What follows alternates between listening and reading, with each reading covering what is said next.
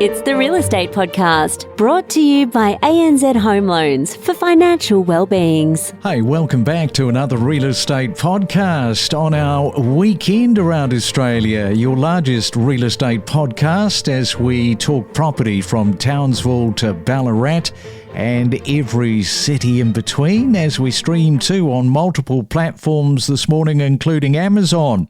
It is a Saturday, May the 10th, into double digits for May, and CoreLogic's monthly housing chart for May has just come out. In Sydney, all of the top 20 suburbs for annual growth were at least 20 k's from the CBD, with Fairfield, Liverpool and Blacktown LGAs dominating the city's top 20 list. And notably, 81% of the suburbs 20 k's or more from Sydney's GPO recorded annual gains, compared with only 26% of those within 5Ks. Having a look at Melbourne, pretty much followed a similar pattern, where despite broader market softness, 38% of suburbs 20Ks or more from the CBD recorded growth, with Hume, Frankston and Casey LGAs emerging as standout performers. In contrast, just 4% of suburbs within 5Ks of the city saw a rise in dwelling value. So that is the latest coming from CoreLogic's monthly housing chart for May, as we catch up on our Saturday morning with Anthony Landahl. He is the Managing Director and Mortgage Broker at Equilibria Finance. Welcome back to the Real Estate Breakfast, Anthony. Any surprises there in some of those numbers for Sydney from you? Not really any surprises. It's probably consistent with what we're seeing with our clients, where they're looking at some of those areas that are probably further away from the city, that are probably more affordable in the context of some of the challenges they're having of getting into the market. So overall, Sydney has had moderate growth, but those areas of more affordable areas where they might be opening up more projects and developments, they've had stronger growth, and that's reflected in the data that's come through. Okay, and with some home buyers and investors feeling the pinch of the rising prices and ongoing affordability issues, the re-elected Labor government has laid out some bold promises, as we know, particularly around increasing housing supply and improving affordability. But the big question for us a week on is, can they actually deliver on these commitments, and what might that mean for Australia's property market over the next 3 years? Anthony, let's kick things off with a real estate property pulse check, and just walk us through this morning how the Australian housing market has performed over the last quarter and what key trends or shifts you've been seeing on the ground. The last 3 months, we've had the highest rolling quarterly growth nationally since September 2024, which is quite interesting. We had an easing of growth at the end of last year. In fact, we had some negative growth.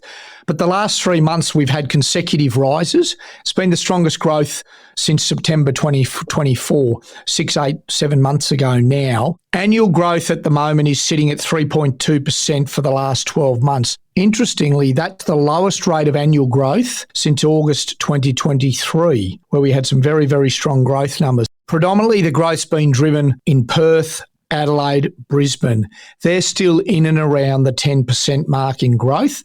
They've eased. Perth was up around 26%, I remember when we chatted middle of last year. But very strong growth still coming from those areas. Sydney's at about parity. And interestingly, Melbourne's growth has been negative over the 12-month rolling period. But we are starting to see a pickup in the market, and we'll talk shortly about some of the policies that have come in. The other trend we're seeing, investor credit growth is up about 18% on the last 12 months.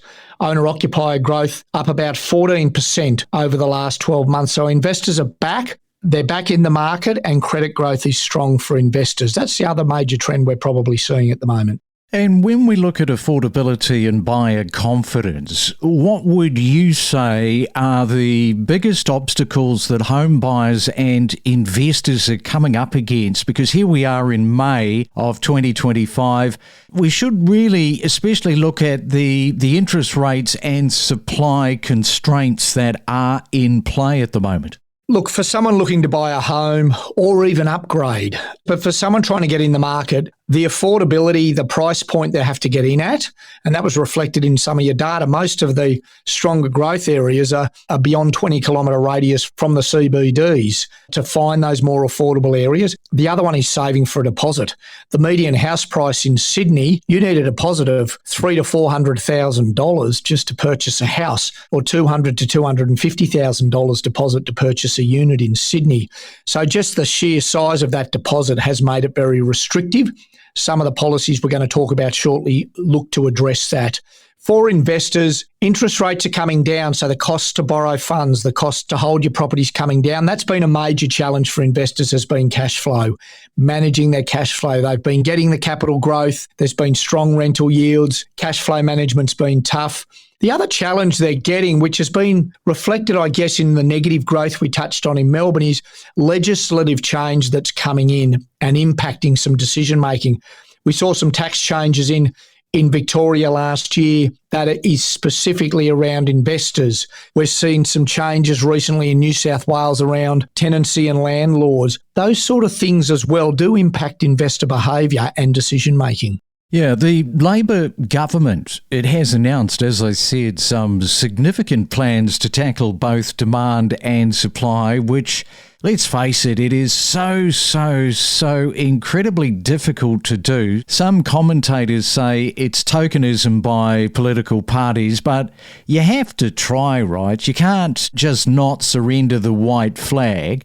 So can you break down what those commitments actually look like and what kind of an impact they can realistically have on the real estate market? We've obviously had the election. Housing was front and centre, just with the sheer concern around affordability. Also with the high migration numbers. The Labor government has specifically and got a comprehensive housing package around this with a lot of promises in there. At base, on the demand side, their main game is around the 5% deposit, addressing specifically this issue of affordability and deposits for first home buyers. So a first home buyer now can buy a house with as little as a 5% deposit. So if they previously needed a $200,000 deposit to buy a property, that may now be $50,000, which is a massive difference for a first home buyer. So that scheme has been in place. There's a change in that scheme which will remove any barriers around salaries and stuff like that. It'll probably double the number of people who are applying for that 5% deposit scheme. There's also on the demand side their Help to Buy scheme, where essentially it's an equity share scheme with the government. So those two things specifically are looking at assisting first home buyers into the market. The risk with those policies is it stimulates demand, which drives up house prices. So it becomes a circular problem where we bring more demand in, that drives up house prices, makes things less affordable. And the big challenge this government or any government to a certain extent has is the demand initiatives essentially will kick off as soon as those policies are in place. So this change in the 5% deposit scheme starts in July 2026, whereas the supply initiatives, there's a lag. A big challenge for supply has been the cost of construction's been going up more than the cost of housing, restricting a lot of developments, construction costs, challenges with labour, challenges with red tape and governments working hand in hand around supply means that supply initiatives are often a lag. So I think in the short term, we're going to see a stimulus in demand through enabling affordability for first home buyers. Some of those supply initiatives around the $1.2 million homes over 5 years. They're also looking at building 100,000 homes for social and affordable housing. All right, it is our Saturday morning. We are talking to Anthony Landahl. We'll come back with more after this. Every morning from 6 a.m, we bring you the latest real estate news with diverse perspectives from leading industry experts. We deliver the most property podcasts across Australia every week. And right now it is time for another property tip. Yes, we are heading off to Queensland this morning and catching up with Tina up there from Harcourts. And you've got a property tip. What is it for us this morning, Tina? Yes, thank you, Craig. So obviously when you're looking to sell your home, you might be trying to coordinate multiple trades to get painting, electrical, maintenance, gardening, cleaning done. My tip would be to try and find an agency that has an internal property maintenance division so that when our agents go out and meet with sellers, there's a conversation not just about selling the house, but doing all the trades internally, and it's all managed by one person in our team. So that as a seller, you're not dealing with multiple personalities and multiple trades. You're just talking to one person to ensure that the property is presented absolutely perfect for when you go to market. Explore new property destinations where you could live with exclusive interviews covering real estate news and market insights. And it's a Saturday morning and we are with Anthony Landahl talking about your real estate mortgage information, of course, what the investors are doing. There's also been renewed speculation about possible reforms to property tax. Yes, the constantly talked about favourite of any property owner, I do joke, capital gains tax and negative gearing has been put through the ringer, chewed on, mulled over, spat out the other side. Gosh, we love political cycles, don't we, as much as going to the dentist. What kind of ripple effect, Anthony, could we expect across the investment landscape and also housing affordability, do you think? Yeah, look, it hasn't been announced as policy, but it's always a bit of a sleeper for the Labor government is potential changes to property tax, specifically CGT and negative gearing. Fundamentally, there's 2.2 million mum and dad investors in Australia that are providing properties for people to live in. Any changes to negative gearing and CGT will ultimately decrease the post-tax income and increase the post-tax expense for an investor, which could decrease supply in the market. There's some research suggesting it could increase rentals by 3 to 5%. So I don't think it'll work. I think it's a bad policy. We need investors in the market. We need mum and dad investors to supply those properties into the market.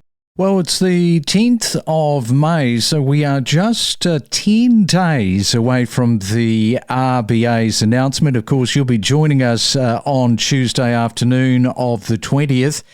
Everybody seems to be talking about either a 50 basis points cut or a 25 basis point cut. I don't hear people say it's going to remain unchanged. No, look, I think the data's pointing to a rate cut. I'm not personally sure whether it's justified at 50 basis points, but I think the data and the discussion is all pointing towards the rate cut down to 3.85%, which is good for mortgage holders. All right, so we'll play that out coming up on the 20th. Anthony, enjoy your weekend. Thanks for coming back on to the Real Estate Breakfast this morning. Not a problem. Great to be here. Enjoy your weekends. From the emotion of property, the economic inflation, managing your expectations, lack of stock, price growth, construction appetite, days on the market. Stay informed with us and know your property. So the Office of Fair Trading in New South Wales, they would like a high-profile scalp, because once you start coming out and saying, look, these are significant